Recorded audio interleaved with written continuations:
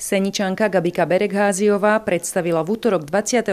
mája v komornej atmosfére čajovne Pohoda v Sotine svoju prvú knihu pod názvom Slovensko legenda Lipy. Gabika roky žila a študovala v zahraničí, ale stále ju to ťahalo domov na Slovensko. Pred mesiacom sa domov vrátila aj s novou knihou, ktorú napísala spolu s dcérou slovenských emigrantov Zuzanou Palovic. Slovensko legenda Lipy bola napísaná pri príležitosti z tého výročia založenia Československa a 25.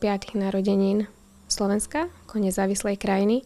Motiváciou na jej napísanie bolo zistenie, že Slovensku chýba taký ucelený, jednoduchý, putavý národný príbeh, ktorým by sme sa vedeli prezentovať v zahraničí a zároveň, ktorý by sme si hovorili my medzi sebou, aby sme boli právom hrdí na to, čo sme všetko dosiahli. Kniha pripomína históriu Slovenska, všetky jej míľniky od slovanských čias až do dnes na pozadí symboliky lipy, posvätného stromu Slovanov a národného stromu Slovenska.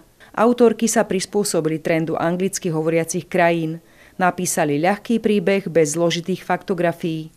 Prostredníctvom tejto knihy chcú Slovensko priblížiť aj za našimi hranicami. Pravidelne sa ma cudzinci pýtali otázky o Slovensku, ako to tu u nás vyzerá, akú máme históriu,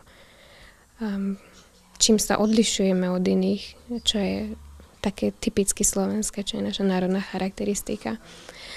A vtedy som si uvedomila, že cudzinci o Slovensku vedia minimum a nie je to len ich vina, že sa nezaujímajú, je to čiastočne spôsobené aj tým, že my nevieme, ako sa predstaviť tomuto medzinárodnému publiku.